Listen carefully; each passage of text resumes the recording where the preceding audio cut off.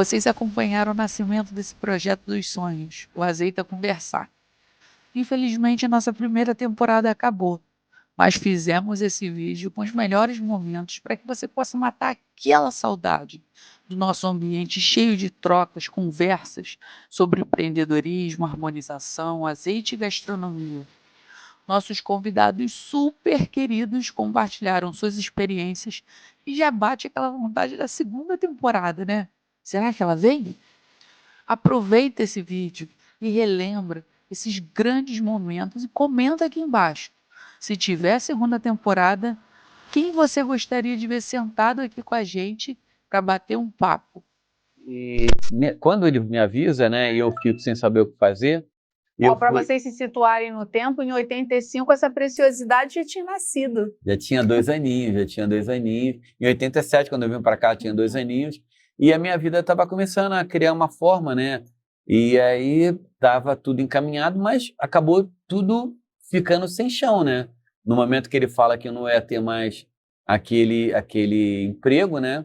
Falei, gente, o que eu vou fazer? Aí fui trabalhar com meu outro irmão, mas não deu muito certo. Aí fui trabalhar com um amigo que ficou tudo mais ou menos, né? né? Tudo na Cobal também. Ainda aqui na Cobal do Leblon. Já na Cobal do Leblon.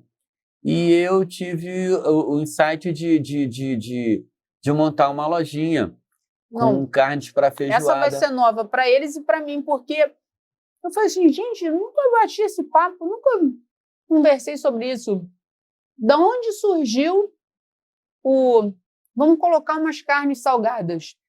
Porque eu frequentava, nessa época eu morava em Cascadura, eu frequentava o Mercadão de Madureira e eu gostava muito de umas lojas que tinham dentro do Mercadão de Madureira e tinham lojas assim totalmente azulejadas, com uma prateleira gigantesca de azeites em lata. Olha o azeite aí. E era uma pedra muito bonita de mármore com carnes para feijoada, né? Eu falei, puxa, isso talvez coubesse lá na Cobal. E que aquilo visão, legal. Isso ficou na minha cabeça. Legal. E mas eu continuei vendendo frutas ainda com meu irmão mais novo, mas não deu muito certo. Eu fui trabalhar com um irmão do coração que me estendeu a mão num trabalho muito legal, que é uma pessoa que eu tenho muito carinho por ela, que é o Lima. E ele me convidou e ainda fiquei trabalhando com ele durante um ano. Mas, paralelamente, eu montei a primeira loja da gente, que chamava Salgados Lívia. E eu não sei por que chamava Salgados Lívia. Era gigante, né? Um espaço... Na época era o que dava, né? Era um espaço de 2 metros quadrados, eram 2 por 2, era um quadradinho. Mas abençoado. Abençoado porque a gente ali conseguiu fazer uma pedra de mármore e eu ia diariamente ao meu fornecedor, que era lá no Mercado de Madureira, no Mercado de Madureira, e comprava carne seca, pé, rabinho, orelha, né? E aí as coisas ficavam ali para feijoada, mas era Me lembro que tinha um negocinho para pendurar as linguiças. Tinha um tendal que a gente pendurava as linguicinhas e a gente trabalhava com... E vendia feijão. E também vendia o feijão, né? E aí vendia... Eram secos e molhados que na época chamavam, secos e molhados, não tinha nem essa pretensão toda. Mas a gente sempre com inovações... Isso era 90? Isso já no ano de 90. Né? Eu já trabalhando Salgados sozinho. Lívia em 90. Eu já trabalhando no Aí meu negócio. Você saiu da fruta e ficou lá? A princípio fiquei nos dois. Lá e cá, botei um funcionário. E aí foi super legal também, né? O meu primeiro funcionário com 28 dias pediu para sair, 28 dias de trabalho. Não se vendia nada, né? E aquilo ali ele falou, não vou ficar aqui não estou sentindo muito bem. E acabou indo embora. E eu acabei colocando um outro funcionário e depois as coisas foram indo, mas o negócio não funcionava, né? Eu, na verdade, tirava dinheiro de onde eu ganhava, que eu ainda continuava lá vendendo frutas ainda com Lima. Você ainda ficava assim, será que eu vou? Será que é isso? Colocando sempre dinheiro no negócio lá e o negócio não andava. E eu achava que aquilo ia funcionar uma hora, mas não andava, né? E aí eu faço teve uma pausa de um feriado que eu acabei viajando para aqui para perto, para Muriaé, e recebi um conselho maravilhoso de uma pessoa espetacular que falou para mim que eu tinha que tomar uma decisão na minha vida, porque a vida de vez em quando te coloca em certas encruzilhadas e fala assim, ou você segue por aqui ou por aqui. E ele me alertou e quando eu volto eu converso com o Lima E ele fala, não, vai tentar, vai cuidar do seu negócio. Se não der certo, você volta. Claro. E assim, sei lá, o que eu vendi num dia, no dia seguinte eu consegui vender 10% a mais, no outro dia 20% a mais e 30%, eu falei, opa. Não, e também você tinha a famosa carteira de cliente, né? Tipo, o teu cliente que comprava uma fruta falava assim, ué, cadê o Gil? Ih, tá numa lojinha. O cara também ia lá te conhecer, né? Ah, não, sendo... Era o famoso... Você já era conhecido, né? Eu já era conhecido. O que você está fazendo agora? O cliente muito chegava, falava, e chegava comprando. Às vezes ele não levava um produto no primeiro momento, mas ficava conhecendo o espaço. E como tudo, né, tem o seu tempo de maturação, né? A gente estava conhecendo produtos nessa época, conhecendo fornecedores, mas a lida diária, o dia a dia, você estando ali, sabe? Claro que ninguém faz feijoada todo dia. Eu pensei numa coisa que poderia vender muito, mas quando o cara lembrava que ele queria fazer uma boa feijoada, ele sempre procurava a gente. Então a gente começou a implementar, além das carnes para feijoada, a gente já começou a trazer bacalhau. E esse bacalhau já trouxe um azeite. E esse azeite já tinha uma azeitona. E nessa azeitona já tinha um vinagre. E a gente começou a fazer... Mas tudo isso em 2 metros quadrados? A gente fazia malabarismo, a gente parecia literalmente, eu acho que com a das veias diferentes, né, que a gente tem, né? Ia sempre, tipo, botando mais uma mesinha, né? Sempre mais uma mesinha, mais um espacinho, sempre se expandindo, né? Eu me lembro que aqui na Cubal tinha muito caixote de fruta de madeira. Pois então. Eu me lembro que, tipo, tinha que montar uns caixotes assim, botar uns sacos a gente armava, todo dia. A gente armava e desarmava o circo todo dia. Armava. Aí no final do dia tu guardava na tua geladeira. Nessa época não tinha geladeira. Também 2 metros quadrados vai enviar uma geladeira onde? Mas não tinha dinheiro para pagar a luz, né, meu? Então o negócio estava meio apertadinho. Então a gente juntava todas aquelas mercadorias que precisavam de refrigeração, juntava num saco, amarrava e pedia, por favor, para guardar no açougue que tinha lá uma câmara frigorífica, né? Açougue que hoje continua nosso vizinho. Continua nosso vizinho. E a gente guardou lá, mas isso durou pouco tempo. Foram só 4 anos, né? A gente, em 4 anos, conseguiu juntar as nossas migalhas e nas nossas migalhas fazer o nosso pão. E com 4 anos a gente tinha dinheiro para já comprar um espacinho um pouco maior. Isso daí é muito também um reflexo da sua escola de formação. Assim, a minha... Você lapidou o que você sabia lá? Foi, ou não? Foi. Ou lá você precisou começar numa lá eu página refinei. Entendi. Entendeu? E entendi que a técnica ela é fundamental, que a intuição eu tenho, nasci com ela, mas a técnica, ela primeiro te coloca no mercado, né? Eu precisava de ter um certificado para falar, ela sabe cozinhar, alguém falou, né? Não se chega na casa de alguém como chefe sem nada na mão. Né? E assim, eu vendo meu trabalho de chefe, porque eu sou a minha brigada junto com o meu assistente, mas o cardápio é todo criado por mim, eu executo tudo e também penso o design do serviço. Da apresentação. Entendeu? Isso é o meu trabalho. Então, para chegar na casa de alguém e vender um trabalho, eu acho que você tem que ter um mínimo de, além da expertise, de gabarito. Alguém, né, te dá esse gabarito, e a escola me deu, assim. Fora que foi uma experiência pessoal muito boa, porque como eu tinha uma formação toda em direito, e eu sou uma pessoa que preza pelo estudo, eu sempre fui uma menina muito estudiosa. Quando eu terminei a escola, eu falei, agora eu me autorizei a trabalhar na área com tranquilidade, sabe? Porque não foi nem qualquer escola, né? Foi uma das escolas mais prestigiadas da França, né? O Cordon Bleu, que é maravilhoso também, é uma escola muito mais internacional.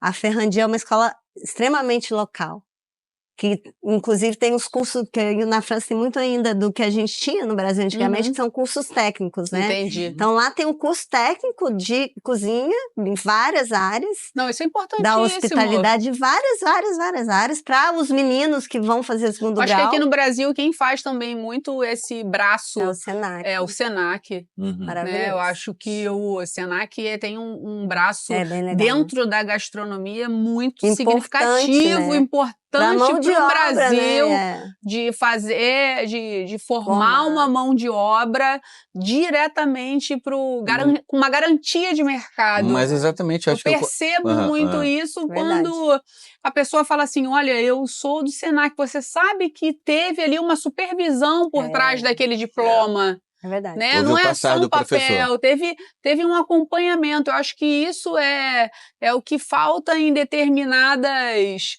pessoas, em pensar assim, tudo bem, eu sou muito proativa, mas caramba, eu preciso de um mestre ali. Preciso da técnica. Eu preciso dessa técnica para chegar já apresentado, para eu falar assim, olha, aqui nesse serviço que você me contratar, eu posso oferecer isso daqui com maestria. E comida, como é uma atividade de necessidade básica, muita gente acha que sabe cozinhar.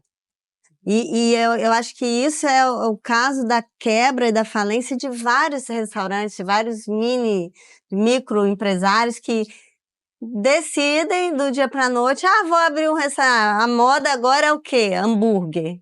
Vou abrir.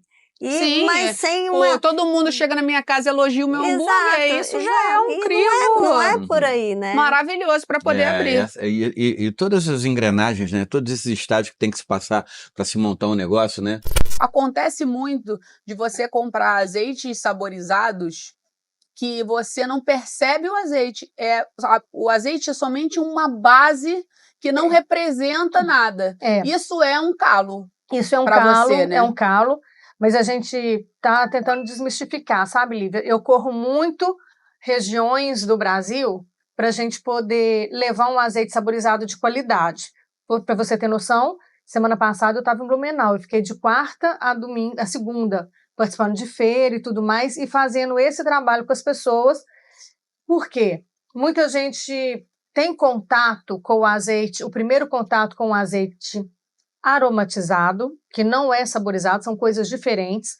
O aroma ele é sintético, produzido em laboratório, eu só trabalho com produtos naturais. Então, a primeira diferença é essa. Então, já não gosta. E a segunda diferença é que eu só trabalho com azeite premium. Eu não trabalho com aquele azeite que já está descansado 2 anos, 3 anos.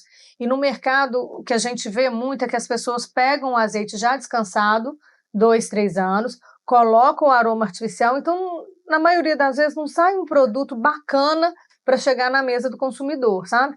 Mas quando a gente usa uma técnica que aproveita o natural, que não é um artificial, aproveita um azeite bom, um azeite premium, que é uma base boa, o resultado é um produto legal, que as pessoas ficam viciadas. Nunca foi sorte, sempre foi raiva. Qual foi a raiva, assim, que fez você falar assim, agora, por conta disso, vocês vão ver o que eu vou fazer de diferente? Então eu vou contar. Eu vou contar. Eu amo. Bom, eu estava com academia e tudo mais e fui convidada para ser secretária de cultura lá da minha cidade. Aí eu fiquei 8 anos como secretária de cultura. Nesse meio tempo eu coloquei uma gerente. Até aí tudo bem. Quando venceu o mandato, não tinha como ser mais uma vez, né? Aí eu voltei para o meu estabelecimento, para a academia. E eu estava incomodada que depois de 8 anos fora, Lívia, eu perdi todo o traquejo do meu negócio. E eu estava refém da secretária. Alguém ligava e perguntava assim, tem aula de natação para criança de 7 anos? Eu falei, tem. Aí a pessoa perguntava, qual horário? Aí eu tinha que perguntar à secretária. Eu não sabia nada do meu negócio. Eu tinha perdido tudo. Aí eu fiz um curso de recolocação de mercado para entrar no meu negócio. Olha que louco. Esse curso chama Empretec. Fui fazer o Empretec. Conheço. Aí tá. Aí na primeira... Empretec é Sebrae. Aí a primeira hora é aquela coisa de apresentação. Quem é você? Quantos anos você tem? Qual o negócio que você faz? Qual que é a sua projeção? O que você espera do curso? Aquelas coisas, né? Aí quando chegou a minha vez, eu falei, olha, meu nome é Kátia Salomão, eu tenho, a academia tem 35 anos, blá, blá, blá, blá, blá, blá, falei tudo que eu tinha que falar. Aí depois da apresentação, durante a apresentação mesmo, aliás, uma menina falou assim, uai, você não estava na hora de aposentar então, não? O que você está fazendo aqui? Falei, que danada! Aí a resposta que me veio na hora foi assim, olha, Roberto Marinho montou a Rede Globo depois que ele aposentou aos 60 anos. Então eu tô aqui para isso. Beleza. Aí eu falei assim, eu vou mostrar para essa menina, a raiva foi ela, eu vou mostrar para ela que vim. Deixa ela. Deixa ela comigo. Aí... Ela vai me ver em muito podcast. Um beijo. Ela vai me ver com as inimigas. Aí a minha empresa cria, dentro do seminário, foi o azeite saborizado. Aí eu tinha colocado como meta de vender 50 azeites de quarta até sábado. E a gente começa a mandar zap para todo mundo, que a pessoa tem que comprar, porque você tem que montar uma empresa, tem que no final mostrar se ela deu lucro, se ela deu prejuízo, porque através dessa avaliação é que os professores vão te mostrar onde você está errando, onde você está, enfim. Aí eu vendi 108 garrafas em 4 dias. Em 3 dias, na verdade, né? Eu falei, beleza, tá vendo o que eu vim fazer aqui, amiga? Sabe? Então foi a raiva que eu passei, foi essa. Aí foi a parte, mas ainda não era vontade de ser um negócio. Só que quem comprou para ajudar no seminário, recomprou. Ainda juntou com aquelas encomendas que eu tive de final de ano. Foi aí que eu tive um start. Falei, gente, se o cavalo selado tá passando, se eu não subir em cima dele agora, ele vai embora e eu fico. Aproveita e explica como que é. É um azeite só que ganha medalha no concurso? Bom, é o seguinte, os concursos geralmente dividem o velho mundo e o novo mundo da seguinte forma, o hemisfério sul e o hemisfério norte.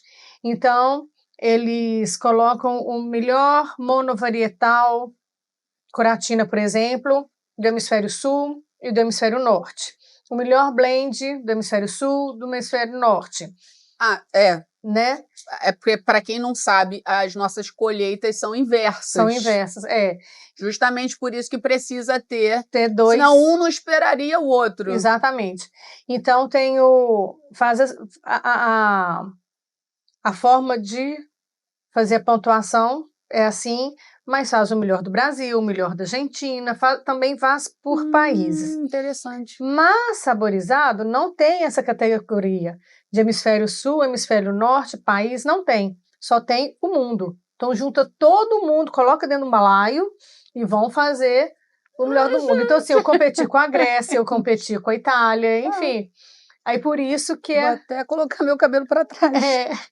Então assim que são feitos os concursos, né, de azeite. Eu parei de jogar basquete, tive uma experiência numa cozinha no sul, gostei, vi que era isso mesmo, agora vou estudar. Como um atleta disciplinado, eu vou na melhor. Onde é a melhor aqui para mim? Bobocuse, experiência, voltei. Aí eu tive a experiência que, para mim, foi assim, foi um choque de cultura, né, como a gente estava falando, aí eu saí, conheci um chefe francês que me indicou para Cordon Bleu, entrei, fiquei 2 anos e meio lá, e aí veio pandemia. Aí aqueles problemas, fiquei em casa, não sabe o que fazer, aquela coisa toda, então aí saí Fez pão na pandemia. Fiz também. Como todo. Todo mundo fazia pão. A nossa venda de farinha aqui foi extraordinária. A gente vendia 10 quilos por mês, começou a vender 100 quilos por semana. Foi extraordinária. Todo mundo com bastante tempo, né? Muito tempo, como é que é? Bastante tempo e muito estresse também. Então foi lá todo mundo no pão. Exatamente. Aí, filho, entrei nessa vibe do pão também e aí comecei assim, tem que fazer alguma coisa, né? Tipo, não sei quando é que vai abrir, né? A gente que trabalha com público, não dá pra ficar assim. Justamente. Aí quando começava a abrir e tal, começou a abrir, deixou, né, começar a circular. Eu falei, cara, eu tenho que fazer alguma coisa. Lá você dava aula ou só ficava no restaurante da Le Cordon Bleu? Eu fazia os dois. Eu implementei o restaurante, na Cordon Bleu, implementei o restaurante, dava as aulas e também fazia a gestão também dos chefes, das coisas todas. Mas aí quando eu saí, né, eu fiquei uns 3 meses, 4 meses ali sem fazer nada, né, por causa da pandemia, e aí depois eu falei, vou fazer o seguinte, vou ter uma casa, né, e comecei a fazer um pequeno projetinho de receber um grupo de uma mesa, 6 pessoas a 10 pessoas no máximo, e eu fazia um jantar para essas pessoas, tipo um menu de degustação. E aí começou a pegar muito legal, começou com alguns amigos, ex-alunos, começaram a querer e tal, aí funcionou muito bem, eu fazia 2 vezes por semana, às vezes até 3, Até que eu conheci minha sócia, agora atual, né, a Cris, que foi jantar lá. Ai, nossa. E aí... Que comida boa. E aí foi isso. Aí ela estava pensando em uma... Ela adorou esse conceito, a gente começou a conversar, e uma semana a gente bolou assim, a ideia de pegar o que eu fazia e profissionalizar isso, transformar ele maior, mais profissional. E aí foi aí que surgiu o restaurante. Aí foi isso. Para quem não sabe, né? Fala aí no nome. A Casa 201, Casa 201. Aqui no Rio, no Jardim Botânico. E aí a gente faz a cozinha totalmente inspirada nessa que eu fazia na minha casa. Exato. E como é que está sendo essa transição de somente chefe, agora para empreendedor, chefe, comprador? Desafio, porque eu faço também 90% das compras do restaurante eu que faço. A parte, não da parte de bebida, mas a parte de comida sou eu. E é difícil porque, como é um restaurante muito autoral, né, o nosso conceito lá, a gente faz tudo lá, realmente a gente faz tudo, a gente compra só os insumos in natura mesmo. Então eu faço queijo, que é que eu trouxe aqui para vocês, eu não compro parmesão, eu não compro gruyère, nada disso, eu faço tudo lá. Agora tá caindo uma lágrima assim no Rodrigo Hilbert. Ele faz tudo, você chega lá, mostrar, graças a Deus, eu assino o azeite, que não sou eu que faço. Você chega lá na Casa 201, a gente faz uma harmonização e o João também é muito generoso com isso. Eu acho que grande parte do seu choque, quando você voltou, é que nas nossas conversas, você sempre falou assim, Lívia, não dá para ser especialista em tudo. E aí ele falou assim, ir lá no restaurante eu quero colocar uma pessoa que fale de azeite, que faça harmonização, vou pedir para você fazer isso, uma pessoa que fale sobre chá também, e o grande o grande detalhe aqui, às vezes, que você tem no Brasil, acho que esse grande choque, assim, é que aqui o chefe, ele quer ser soberano de saber de tudo com absoluta verdade. Isso é verdade. Assim, eu faço as coisas lá porque realmente eu tenho prazer, eu gosto, assim, eu gosto do desafio. Mas também está dentro da sua proposta de restaurante. Exatamente, por isso se chama casa, porque as coisas são feitas na casa. Autoral, totalmente autoral. Exatamente, mas assim, o queijo eu aprendi realmente bem autodidata, eu fui aprendendo, não fiz curso nem nada. Então, eu fui sempre falando com amigos que entendem de queijo e ia tirando dúvida. E quando você tem uma base, eu acredito muito nisso na cozinha, quando você tem uma base muito sólida, depois você vai na internet ou você vai nos lugares, você consegue separar o joio do trigo. Isso aqui é ruim, cara, isso aqui... que eu entendo a base, então eu entendi de fermentação. E queijo não deixa de ser uma fermentação também, como a charcutaria porque eu faço charcutaria também.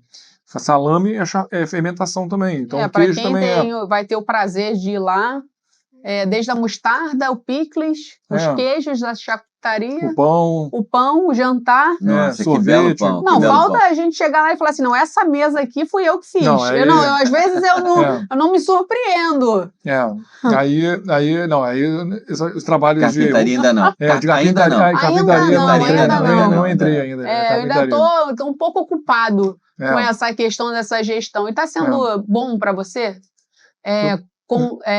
ter essa gestão assim para você escolher o seu próprio ingrediente? Quando você é um chefe que você não é dono do seu próprio negócio, a cabeça funciona completamente diferente. Exatamente. Funciona completamente diferente. Você quer o melhor e não interessa. É porque alguém vai pagar a conta. Exatamente. Então, assim, eu quero o melhor e não interessa, às vezes nem faz conta. Eu vou flambar aqui com conhaque Hennessy. Exatamente. Aí quando você é o dono, você, opa, peraí, não, pode ser um outro. Será que dá pra criar receita e fazer com outro? Então, assim, é bem diferente. Pelo menos foi assim, quando você é o chefe que você não é o dono, não que você vai chutar o balde. Não, claro. Mas a gente acredita que você tem que realmente saber o que está fazendo para você conseguir equilibrar aí um custo com um produto final de excelência. Como é que foi essa história de você querer criar um buffet? Você já cozinhava? Não. Você trabalhava com o quê? Eu trabalhava com biquíni. Eu fazia biquíni. Nossa, que surpresa é essa? Eu tinha uma fábrica de biquíni. E aí eu estava grávida do meu terceiro filho e meu pai ficou doente e falaram que meu pai tinha 6 meses de vida. E aí eu e todos meus irmãos perdemos o rumo, né? Meu pai na época tinha 59 anos. Uhum. E aí André nasceu, papai já estava bem mal. E aí eu sou judia, a gente resolveu fazer o Brit Milá do André, que é a circuncisão do 8º dia. E a gente organizou um brunch lindo e chamamos todas as pessoas que meu pai gostava, que era uma despedida para o meu pai e comemorar o nascimento do André. E papai morre 6 meses depois e eu fiquei muito mal. E um dia, uma maluca, porque eu sou uma pessoa maluca, me liga e fala assim: Monique, quem que você contratou para fazer o batizado do André? Eu falei: ninguém, fui eu. Ah, você vai fazer o casamento do filho de uma amiga minha. Eu falei: querida, olha só, você tem problema, você quer um psiquiatra? E assim, e aí ela me enlouqueceu. A pessoa que me contratou, que é a Cecília Borghetti, que criou a Festa é Nossa depois. Não, você vai fazer, você vai fazer. E aí eu falei: gente, não tem buffet. Era um casamento para 150 pessoas. Nossa! Aí eu fui, na época tinha o Mário da Casa dos Sabores. Lembro. Eu contratei algumas coisas do Mário. Eu procurei o Tanaka, eu fiz uma ilha só de japonês. Aí eu mandei fazer umas massas frescas, criei uma ilha de italiano. Aí eu comprei os melhores queijos, tudo. Fiz uma ilha toda de queijos franceses. Isso era que ano? Ah, faz a conta. 2024 menos 31. André nasceu em 92. Não, mentira, André nasceu em 97. É a idade da minha irmã, 27. Não, tô doida. André nasceu em 92. É muito filho. Muito filho. Thiago nasceu em 82, Pedro em 87, André em 92. Eu comecei o buffet em 1993, já 1º de maio, foi no dia que o Senna morreu. E aí, quando o casamento começa, a primeira pessoa que chegou foi o Jô Soares. Aí eu, opa, daqui a pouco chegou a família Marinho, porque aí eu descobri que o marido dela era o diretor financeiro da TV Globo. Ah, só isso? Só, uma coisa básica. E eu nervosíssima, e assim, e ela me pediu, eu organizei tudo, a segurança, o manobrista, a decoração ela cuidou, mas eu ajudei, eu contratei os garçons, e ali eu me apaixonei. Só que eu saí dali, e aí cheguei em casa, foi quando o Senna morreu, e falei, cara, e agora? E aí eu falei assim, é isso que eu gosto. E aí teve uma pessoa no meio desse caminho que foi espetacular, que é o Luiz Oscar Niemeyer, que fazia o Hollywood Rock. E eu liguei para ele, eu falei, meu ex-marido é muito amigo dele, ele sempre foi muito querido, muito cuidadoso com todos nós, com a minha família. Eu falei, Lulu, eu preciso trabalhar, eu tenho um buffet, eu quero fazer o Hollywood Rock. Ele falou, olha, tem uma pessoa que vai te ligar, você vai entrar numa concorrência. Claro. E aí eu entrei e eu ganhei Rio e São Paulo. Caramba! Eu era só o meu corpinho. Aí eu perguntei assim, gente, quem perdeu para mim em São Paulo? Aí me falaram, foi a Neca Mena Barreto. Só? Só. Aí eu falei, preciso ligar para essa pessoa. Aí liguei para ela, peguei um ônibus, que na época eu não tinha dinheiro nem para pegar um avião. Fui a São Paulo e falei, olha, a minha história é essa, eu tenho 3 filhos, fui eu que ganhei de você. Se você não me ajudar, eu tô fodida. E ela foi, assim, vou passar a vida inteira, eu não vou conseguir agradecer. Imagino. E aí eu fiz um uniforme, buffet Monique Benoliel, e a equipe da NECA usava o meu buffet, e eu só estava lá de bonita. E aqui no Rio, eu contratei a dona Arna e o seu Zezinho, que moravam no morro ali perto do Sambódromo, e a minha irmã veio me ajudar, o meu cunhado veio me ajudar. E colocou todo mundo. E foi assim que começou. E aí eu explodi. E aí fazia sambódromo? Aí foi embora. Aí meu pai tinha deixado um apartamento para mim na Lagoa, eu vendi e construí minha primeira cozinha. As pessoas, é isso que a gente fala, né? Meu pai tem uma frase que eu adoro, ele fala assim, um apartamento não constrói só uma loja ou uma cozinha, mas uma cozinha constrói 20 apartamentos. Eu não como tijolo, eu sempre falei isso. Porque as pessoas falam, você é louca. Eu falei, não como tijolo. E foi. E aí, retornando àquela pergunta que eu tinha te feito, com essa tua experiência em casa, você falou assim, eu acho que isso vai dar certo para alguns pacientes, porque idoso e constipação andam lado a lado. Ali, ó, juntinho, de mãozinha dada. E aquela coisa, não dá para você pegar e falar, toma uma colher de azeite, mas eu posso dizer que você pode botar um azeite mais fartamente na comida. O paciente da gastrostomia que faz uma dieta artesanal. O que é uma gastrostomia? Gastrostomia é um buraquinho que faz na barriga, que o alimento vai direto para o estômago. Ah, sei, quando é alimentado pela barriga. E a dieta ela pode ser industrializada, já vi no packzinho, ou pode ser artesanal, feita em casa, tipo uma sopinha, bate e coa. E eu falo, bota o azeite ali, que você não só está enriquecendo o azeite com propriedades, como você também está ajudando o teu paciente a ter o intestino funcionando em dia. Então você bota, mistura e dá para ele. Mas tem paciente que não gosta, assim, que acha que o idoso... você vê muitos casos que o idoso se recusa a comer determinadas coisas, porque eu noto que alguns clientes já mais idosos, eu dou para experimentar determinadas coisas e eles são muito avessos a isso. Super isso normal. Acontece? Super normal, isso é do envelhecer. A língua da gente é como um tapetinho. Tudo envelhece, então? Tudo envelhece, amiga. Tudo envelhece.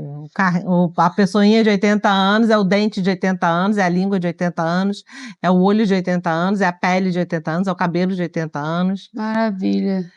Mas a língua, né, onde a gente tem o paladar, né, as áreas gustativas e tudo, ela é como se fosse um tapetinho, né, para explicar melhor. Cheio de pelinho. Né? Com o passar do tempo, qualquer tapete vai perdendo os pelos. A língua, idem. Principalmente se o idoso tiver uma hipovitaminose.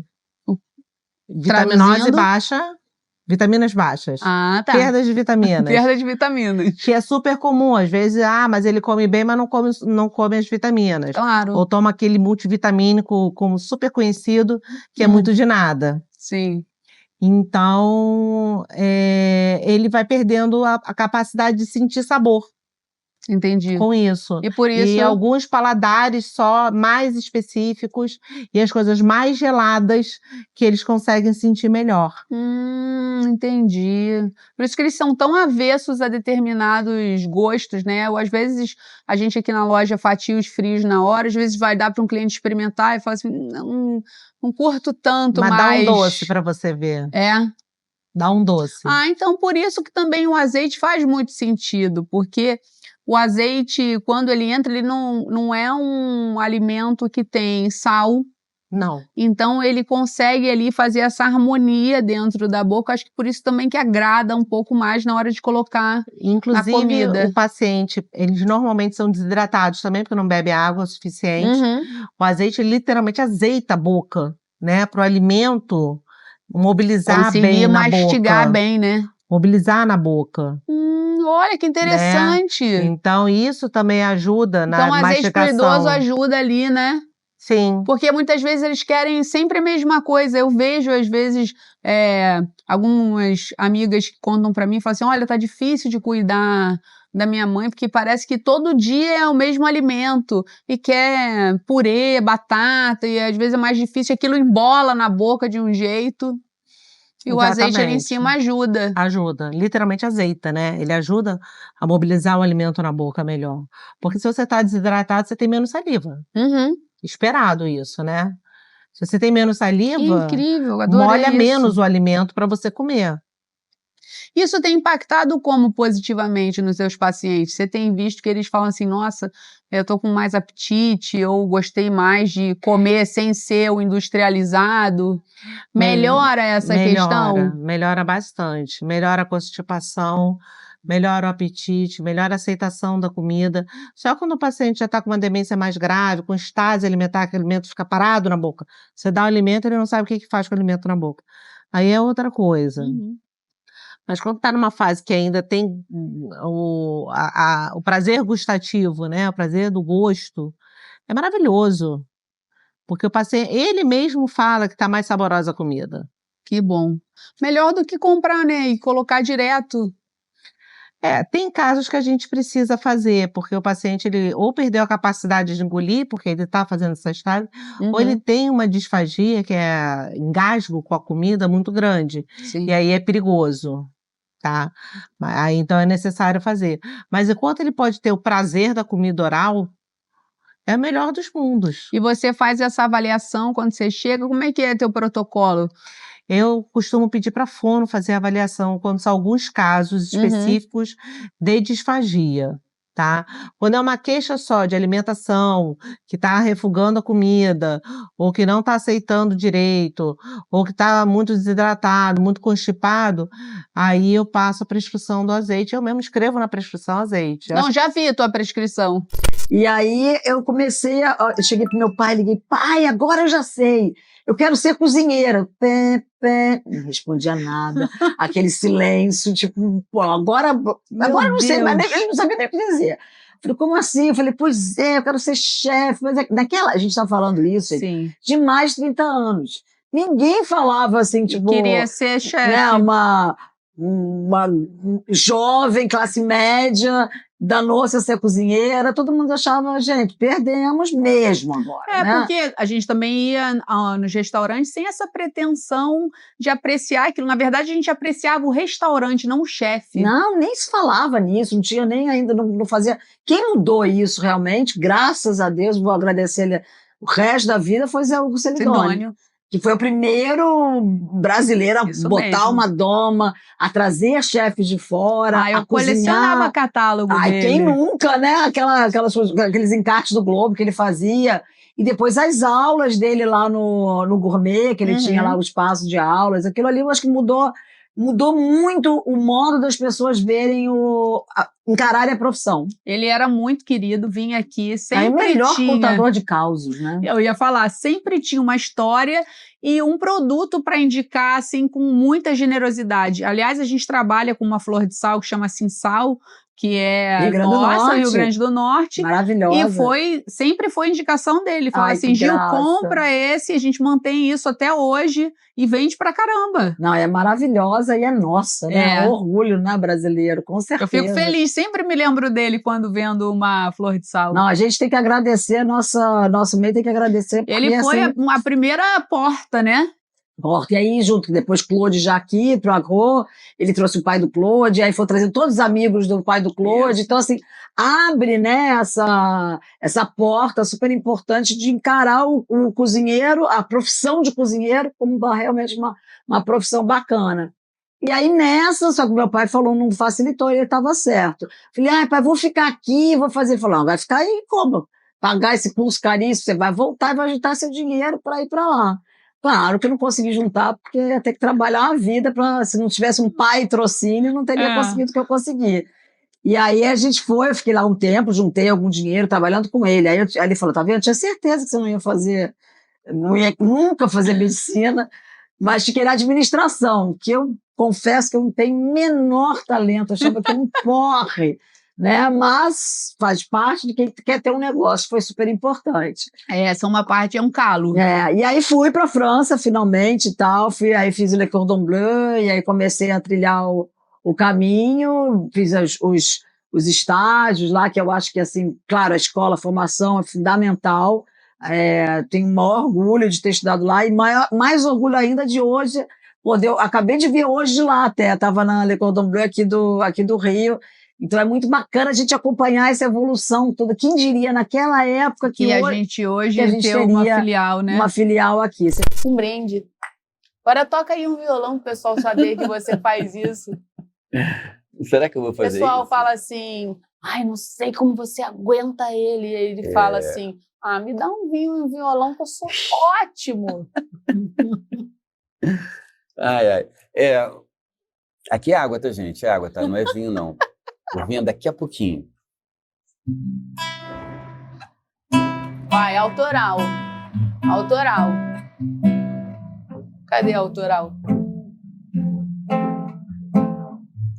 Autoral? É aquela que você tem autoral.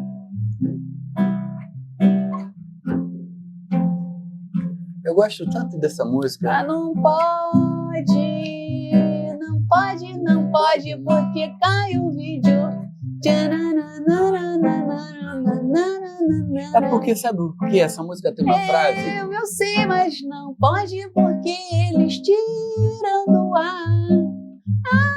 E elas têm, mas é porque ela tem uma frase maravilhosa. Mas só pode falar, não pode tocar.